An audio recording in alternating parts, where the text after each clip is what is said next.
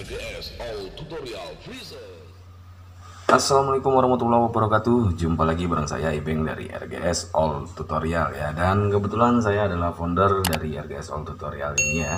Dan terima kasih banyak buat sobat RGS yang sudah mendukung channel ini dan membuat channel ini semakin maju ya. Dan yang belum subrek silahkan subrek ya. Yang belum aktifkan tombol loncengnya silahkan aktifkan tombol loncengnya, karena saya akan memberikan tutorial-tutorial yang tentunya bermanfaat sekali buat kalian semuanya nanti ya. Dan sepasti bakal berguna buat kedepannya nanti ya. Oke. Dan hari ini saya akan membagikan ya. Jadi saya sering lihat di grup sih ya. Pertanyaan yang muncul adalah, saya pengen buka servis handphone, apa saja yang dibutuhkan? Ya seperti itu ya. Apa saja yang dibutuhkan untuk awal buka servis handphone? Oke. Ya. Yang pertama itu adalah niat di dalam diri kita sendiri ya. Niat, terus tekad, dan yang ketiga adalah jujur ya. Jujur itu sangat penting sekali dalam melakukan pekerjaan ya. Apapun itu ya. Dan ketiga yang saya sebutkan tadi itu berlaku untuk semua usaha yang akan kita jalani ya. Jadi pertanyaan itu muncul dan terkadang ya, ada yang memberi saran bagus, ada juga yang memberikan saran yang ya beli itulah, beli inilah, padahal intinya bukan itu sih ya. Kalau kita membuka usaha, apalagi usaha servis handphone, tidak terlalu banyak kok ya. Tapi intinya ini adalah tools yang mendukung di saat kita baru pertama kali membuka jasa usaha servis handphone ya. Oke baik, langsung aja ya. Sebelumnya terima kasih banyak juga, dan yang belum subrek silahkan subrek ya. Saya akan jelaskan satu persatu alat apa saja yang akan dibutuhkan waktu ingin membuka usaha servis handphone pertama kali ya. Jadi pertama kali ya, kalau kalian belum ada tools ya. Di sini yang saya pengen jelasin, arah kalian itu mau kemana? Mau ke hardware kah? Atau mau ke software kah?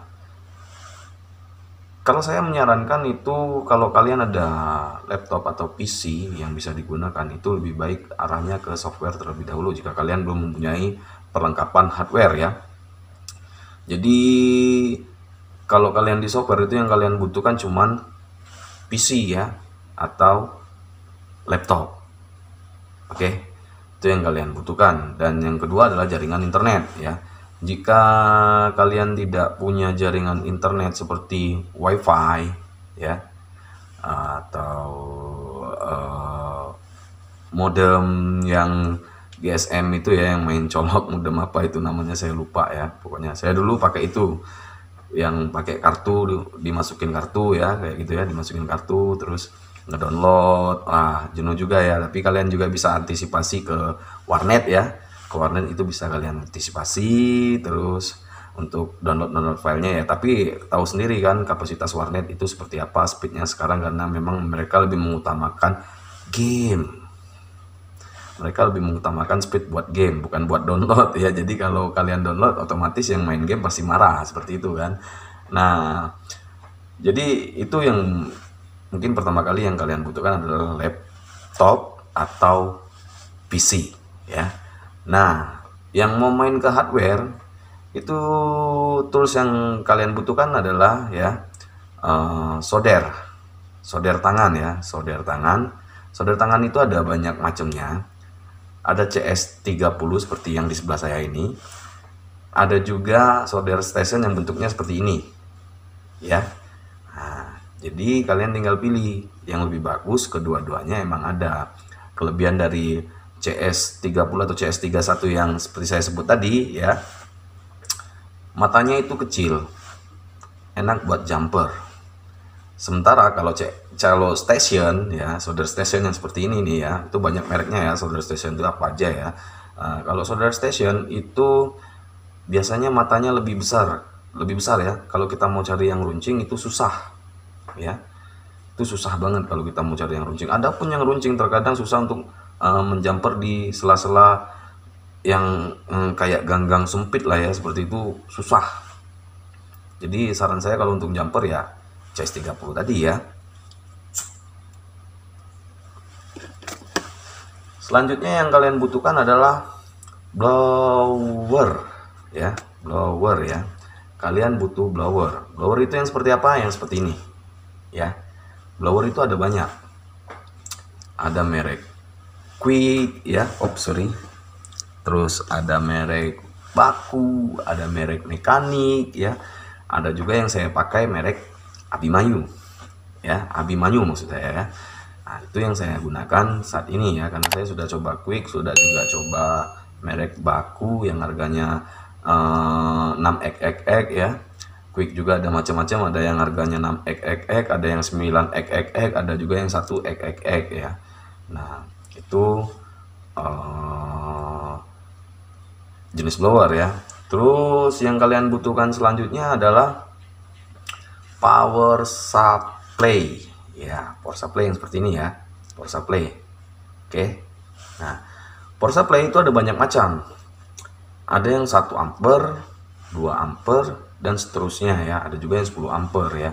Nah, yang seperti apa yang bagusnya kita gunakan? Ya, minimal kita menggunakan yang 1 ampere. Yang 1 ampere itu ada banyak mereknya ya.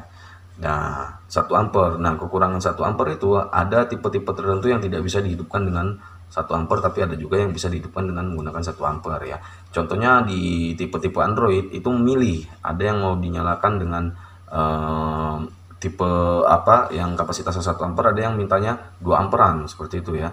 Nah, yang lebih bagus itu menggunakan yang di atas 2 ampere ya, min 2 ampere ya. Tapi kalau tidak ada yang 1 ampere pun tidak masalah seperti itu ya. Jadi kalian bisa menggunakan yang di atas 2 ampere.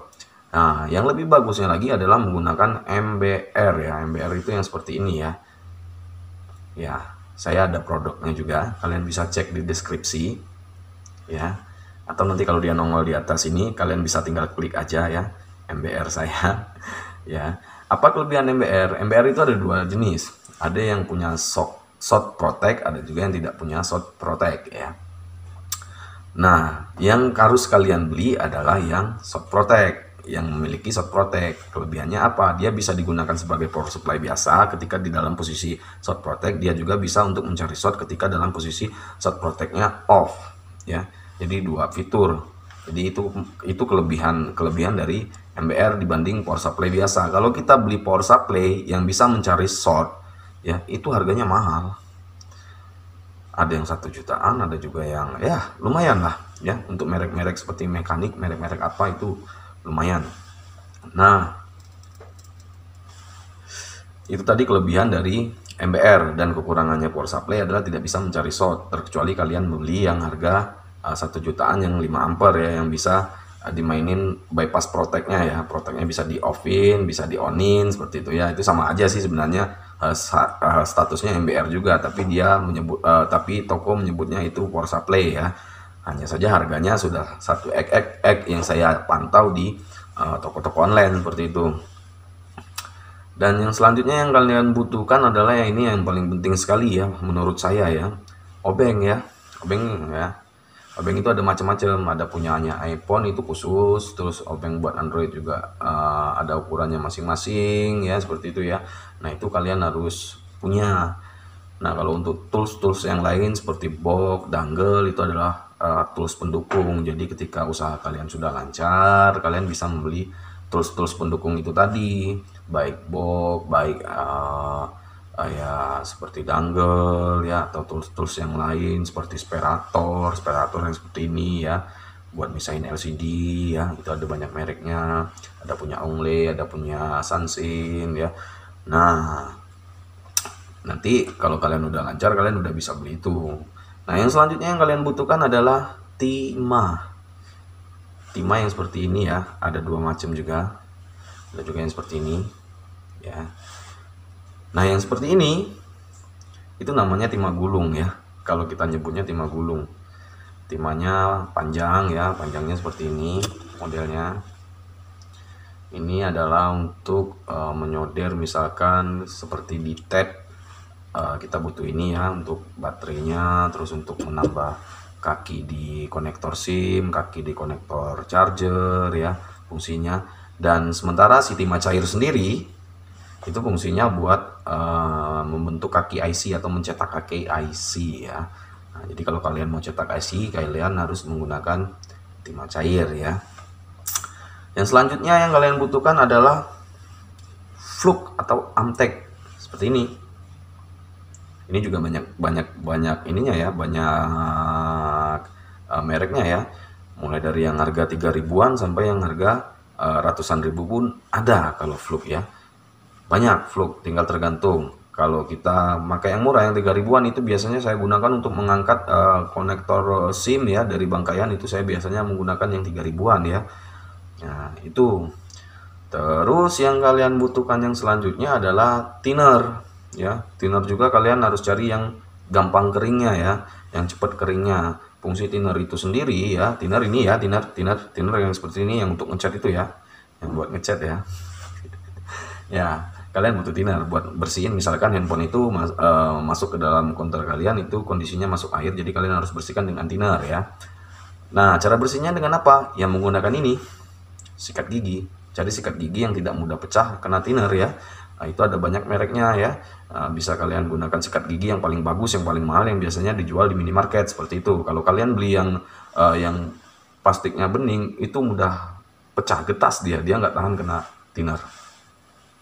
Itu tadi ya. Kalau seperti yang saya bilang tadi, untuk tools yang seperti ini kan harganya murah tuh.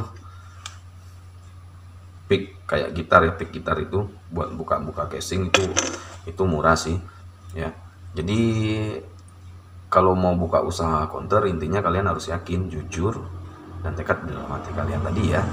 Itu intinya, dan jangan pernah salah eksekusi, terus on time yang pastinya, supaya kalian bisa menjadi teknisi yang profesional, dan kalian pasti akan mendapatkan rekomendasi dari user kalian sendiri ya.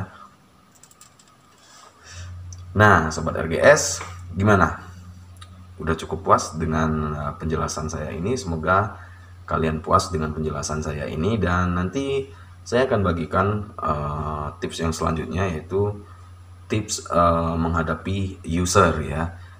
Gimana sih cara menghadapi user? User itu kan ada macam-macam tuh ya.